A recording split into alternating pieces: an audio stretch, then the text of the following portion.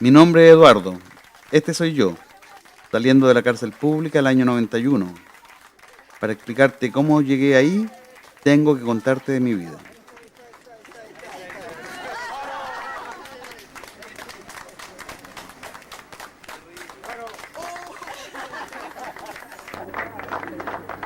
Un saludo con la gente. ¡Salud!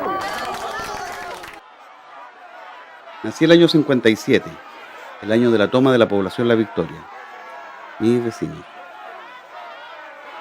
En ese mismo año, en nuestra América Latina, se producían movimientos sociales semejantes, la migración del campo a la ciudad, los anillos de pobreza alrededor de los centros urbanos. Eran los pobres del campo que venían a probar suerte en la naciente industrialización que el estado de compromiso había enrumbado. Pero de tanto en tanto, los antagonismos de clase tienden porfiadamente a resurgir. Nací en el seno de una familia amorosa, en donde el cariño y la solidaridad eran como respirar el aire libre, como cualquier familia proletaria de aquella lejana época. Mis padres, volcando en sus hijos el afecto y cobijo del que carecieron, me dieron la sensibilidad a flor de piel.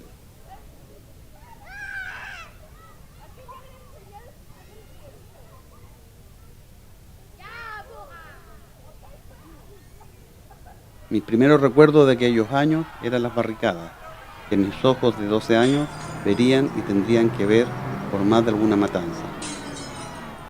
Como un tiempo antes, en la José María Caro, el año 62 o el 69, la de Pampa Irigoyen, o algún alza en alimentos o locomoción.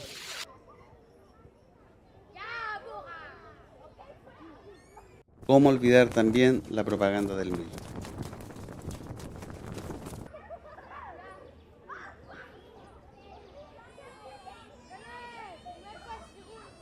Éramos 6 hermanos, Carlos, Patti, Evaristo. El tercero de los hermanos muere a los solo 6 años de vida. Luego estaba yo, Ana y Rodrigo. Rodrigo nace el año 72, en un contexto político en ebullición. La dignidad de los pobres, obreros y populares se esparcía por doquier, dándole dignidad al pueblo que se alzaba.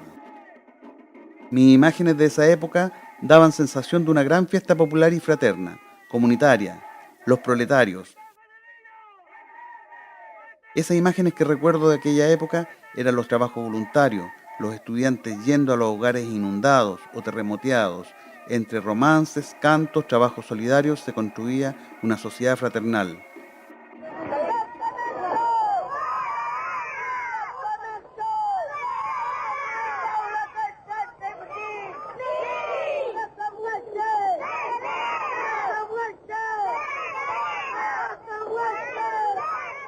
Los buses escolares que hacían recorridos llevando y trayendo gratis a jóvenes y niños.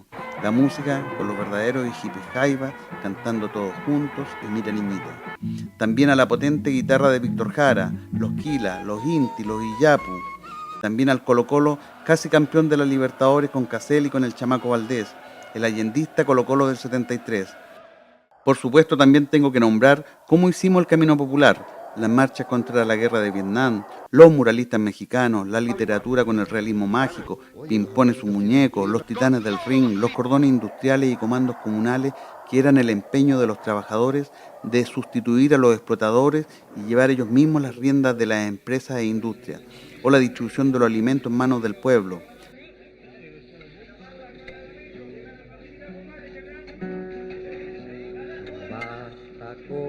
La fiesta popular y alegre. Si permaneces pasivo, no estaré.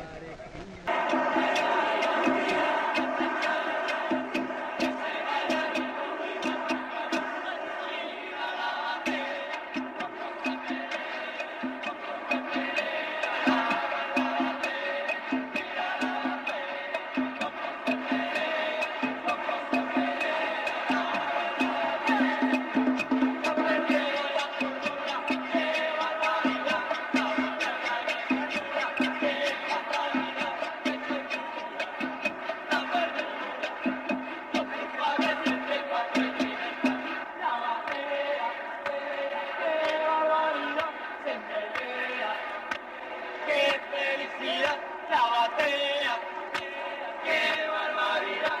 Se menea, vea qué felicidad la batea.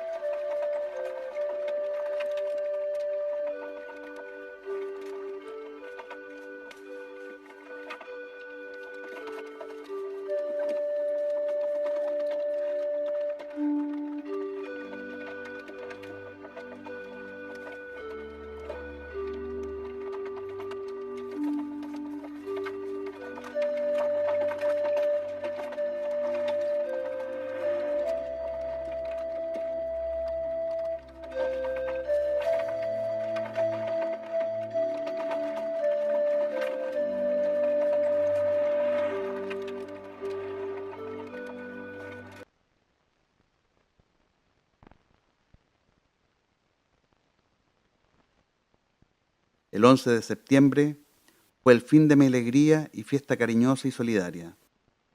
Todo se cayó y quedó en silencio, salvo el estruendo de bombas, balas criminales, llantos y gritos.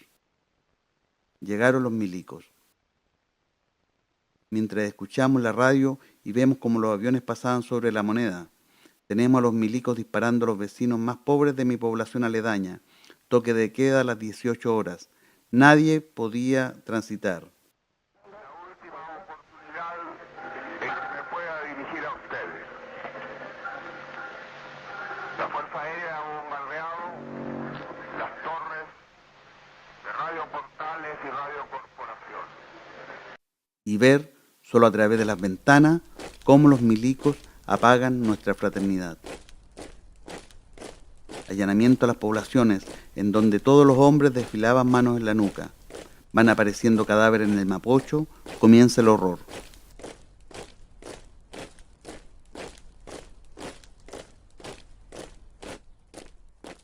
Días después de esas terribles imágenes, mi compañero de colegio, Juan Aliste, es sacado desde la sala de clases, entre silencio tenebroso, silencio que me quedó grabado, y hasta que hace poco lo busco en la nómina de niños y jóvenes detenidos desaparecidos, y ahí estaba su nombre, Juan Aliste.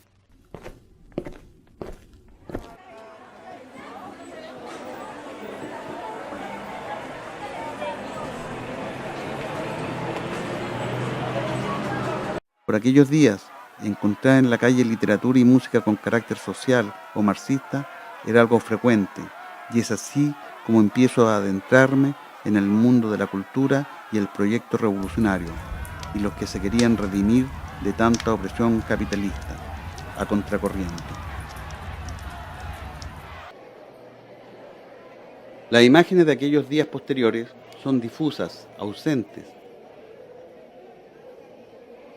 Mi primera resistencia a la dictadura era retomar rápidamente las banderas arriadas y al cantor muerto nuevas voces y más sonidos rebeldes entre los charangos, quenas y zampoñas se iba articulando la respuesta que aparecía desde el miedo a la esperanza, la banda sonora de ese periodo. Así, al poco andar de la dictadura, nuestros sonidos de resistencia daban cuenta de un pueblo en lucha.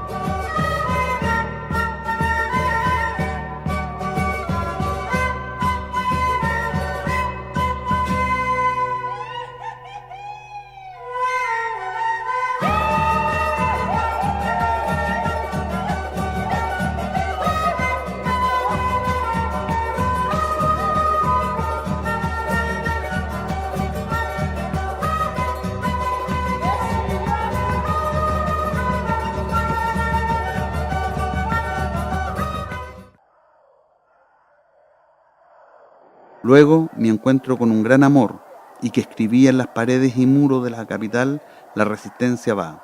Era la lucha del MIR. Ese mismo que gritaba: el MIR nos asila y se queda corriendo la suerte del pueblo.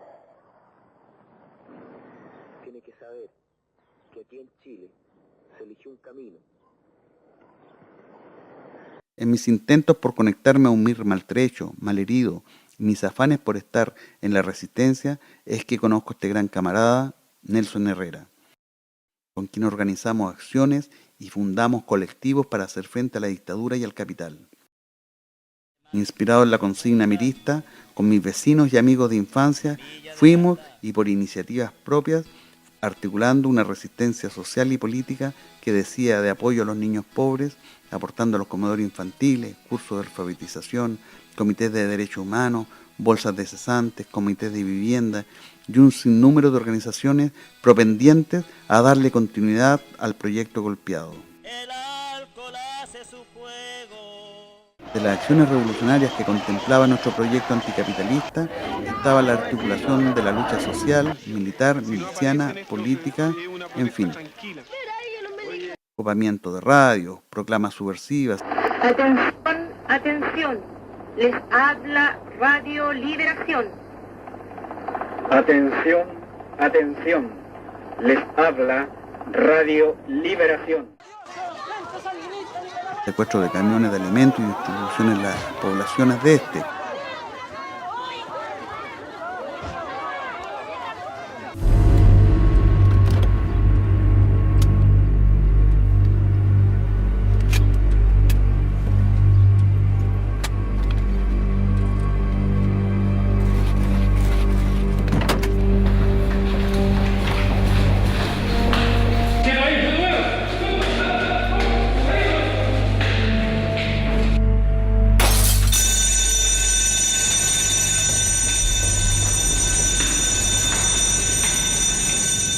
Esa acción fue representada 1001 vez en la televisión, pero no fue así.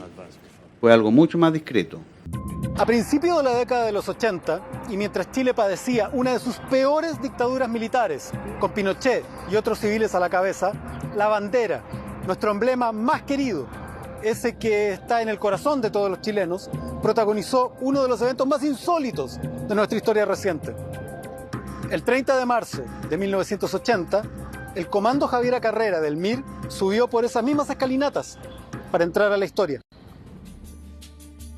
Hasta este lugar, el día domingo al mediodía, llegaron presumiblemente 2 individuos, se introdujeron en esta sala y desde este interior hurtaron la bandera de la patria. Durante la mañana, a escasos metros de la vigilancia militar del centro de Santiago, 4 hombres pusieron en marcha una operación simbólica en contra de la dictadura. En una acción muy peligrosa, en la que pusieron en riesgo sus propias vidas, sustrajeron el emblema que nos identifica como nación. Hablamos de la bandera de nuestra independencia. Hoy, en las afueras del ex centro de tortura, Cuartel Borgoño, nos espera uno de los integrantes que participó en esta operación. Él es Eduardo Arancibia, ex prisionero político y escritor, quien recuerda los pasos del MIR en aquella época. Nosotros estábamos desplegando distintos esfuerzos en distintas áreas. El año 80, el MIR convoca y dirige desde un trabajo silencioso, arduo, la primera toma de terreno. La inauguración de nuestra estructura parte con la recuperación de la bandera de la independencia. La operación tenía un nombre, se llamaba Operación Fetiche. Ese día, y en el mismo día de la sustracción de la bandera, ¿cómo fue tu día? ¿Cómo partió? ¿Cómo fue avanzando? Nosotros estábamos como en el epicentro del poder dictatorial, porque era en el centro de Santiago. Sí. No es como alguien cree que era ahí frente a la Plaza de Armas, sino que antes ese museo estaba en Miraflores. Exacto, al lado de la Biblioteca Nacional. Claro, exactamente. Entonces, era eso, era el búnker de la dictadura. Yo me voy con 2 de mis compañeros, según la planificación. Teníamos un chofer operativo que era Raúl Castro, Jacinto. Tú la sacas buscas, la sacas, la enrollas y ¿dónde te la guardas? Yo fui con la chaqueta, aparte, una cosa amplia, apropiada. Y empezó el polvo a salir por todos lados. Entonces... Y debajo había otra bandera.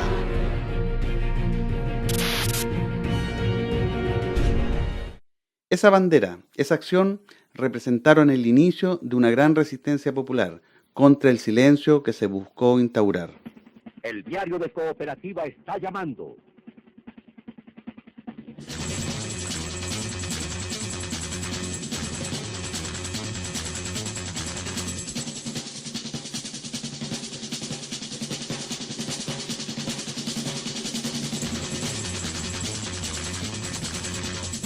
Nuestra resistencia nos significó la muerte de los más lindos de nosotros. Nelson Herrera, Charles Ramírez, Víctor Zúñiga, Hugo Norberto Ratier, Arcadia Flores, Ofelia Vergara, por decir de algunos de mis más entrañables compañeras y compañeros. Y es que fuimos haciendo resistencia desde todas las soledades, humanas y materiales, hasta vencer los miedos.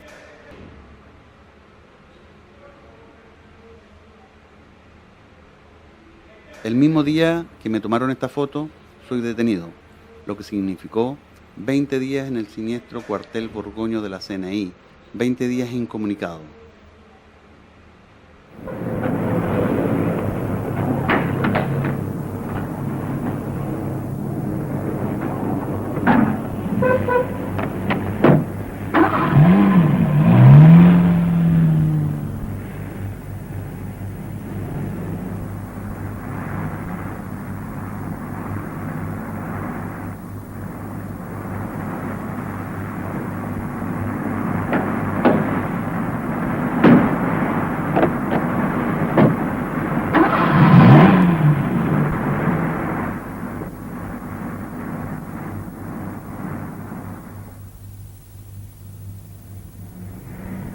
Por favor, no se lo lleve, que está enfermo, por favor. Cállate, vieja.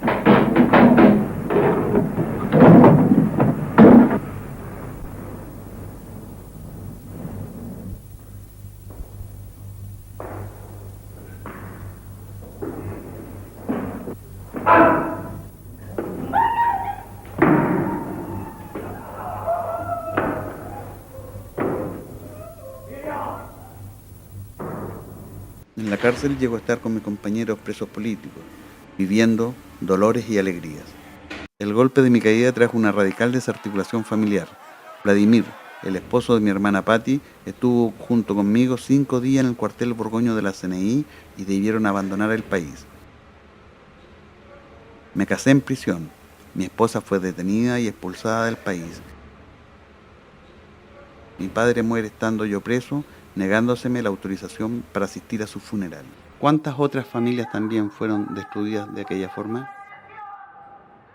De una familia amorosa solo queda mi madre, viuda, desprotegida y con Rodrigo de unos 12 años. Ana viaja a Bélgica, siendo la esposa de un preso político expulsado del país. Y Carlos es buscado por los aparatos de inteligencia y en la clandestinidad. Para los presos políticos, Víctor Zúñiga Arellano era uno de los seres más entrañables, querible. En el año 87 muere en un intento de fuga en la ex penitenciaría de Santiago, acribillado en los muros del cautiverio. Muere junto a otros prisioneros. Aunque yo estaba en la cárcel pública de Santiago, su muerte nos afectó grandemente. Ni la represión que a ambos penales nos tocó soportar por la iniciativa de resistir la prisión y por el derecho a la fuga. Una brutal reprimenda por la osadía. Bueno, esta no aplacó el sentimiento de congoja por semejante pérdida. Mi dolor se potenció con la información aparecida en todos los medios de divulgación, en primeras planas de radio y televisión. La imagen de mi hermano mostrado como peligroso terrorista que huía armado y vinculado como apoyo al intento de fuga. En prisión fui dirigente nacional de los presos políticos, lo que entraña nuestra disposición siempre combativa contra el régimen interior carcelario y nuestra disposición anticapitalista. Y por ello nuestra articulación siempre con el mundo social y político. Los castigos por esa porfía seguro eran los aislamientos mínimos 15 días en celdas solitarias, huelga de hambres prolongada y que hoy me cobra la cuenta. Más de 10 huelgas prolongadas en esos 11 años de prisión.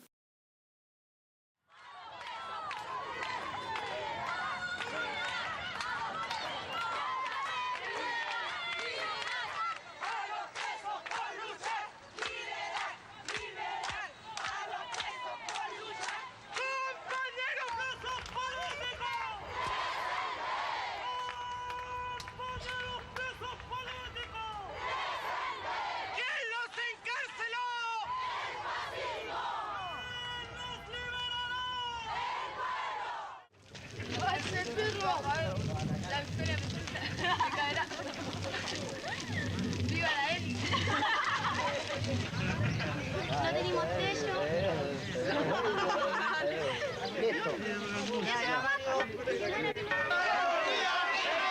Mientras ese era mi rol dentro de la cárcel, afuera, en las calles, las barricadas, las milicias, las ollas comunes, las marchas, las recuperaciones, los ajusticiamientos, los talleres y muchas más expresiones de rebeldía se articulaban para resistir y derrocar aquella tiranía que siempre nos negó. Dentro de este periodo adverso, también tengo que nombrar los gestos cariñosos como Iyapu, Silvio, Serrat, Don Clota, amigo entrañable de nosotros, también otro viejo amigo como Lucho Vitale, solo por decir de algunos amigos o dolores en esos 11 años de cárcel.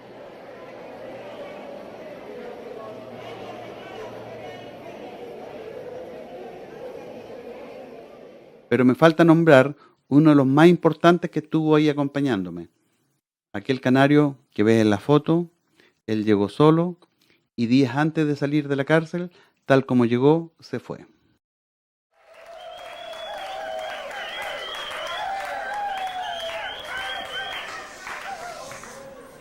Compañeros, en la lucha por la liberación, los presos políticos hemos sentido la compañía, la solidaridad de grandes amigos, hermanos y compañeros que desde diversas latitudes del mundo han venido a hacerse presentes en este compromiso de esperanza y de toda la libertad.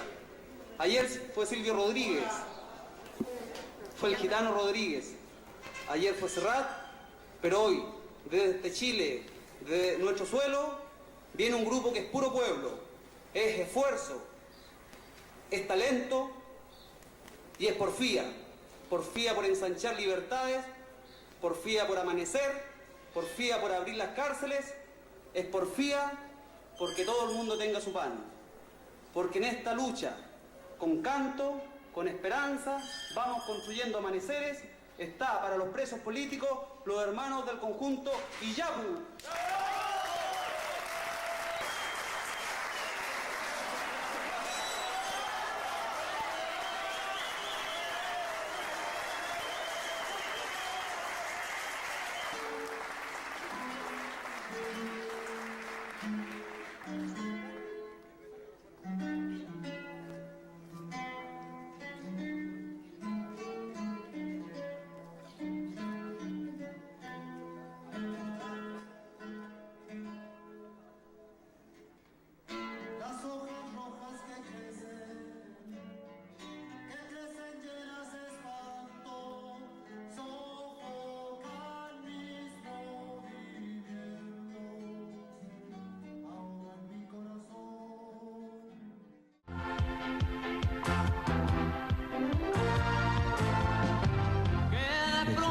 Son años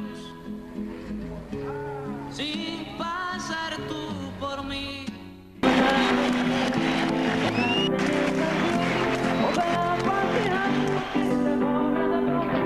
Una roceadora, un disparo de nieve. Este concierto lo quiero dedicar desde lo más hondo de mí a Víctor Jara. Cuando Pedro salió a su ventana. A las 11 horas y 15 minutos de esta mañana, el cantautor cubano llegó hasta la cárcel pública de Santiago para visitar a los presos políticos. ¿Qué tal la visita en la mañana a la cárcel pública? Hermosa, de lo que conversó. Hermosa, ¿Qué hubo adentro? Canciones, amistad.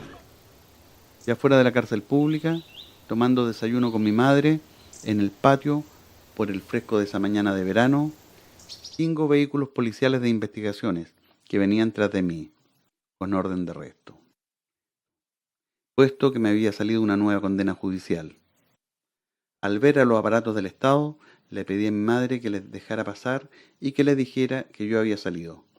Mientras ella avanzaba hacia estos, me cuelo por el techo y mi libertad duró 2 meses, ahora la clandestinidad. Ahí, durante meses, las manos se extendieron hasta que Andrés Elwin, abogado, hombre valiente y consecuente, hermano de Patricio, logra convencer a este último, el golpista, de que firme la orden de indulto, toda vez que Andrés sabía que yo no me entregaría a la justicia corrupta ni pasaría un día más en prisión. Quise sacarme esta foto en estado de rebeldía y frente a un Congreso que, y a no dudar, desde un comienzo supimos que habían escamoteado los esfuerzos del pueblo para administrar el continuismo del modelo capitalista.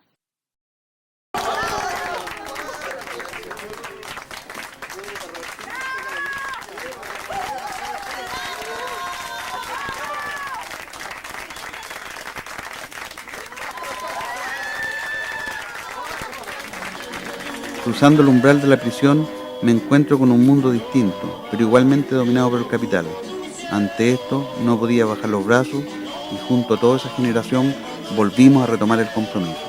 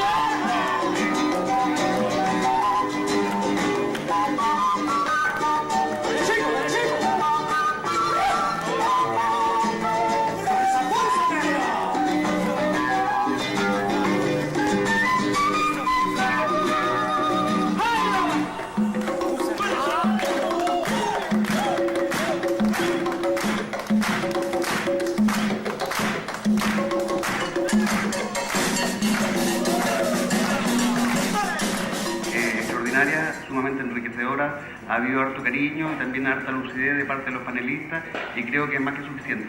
Muchas gracias.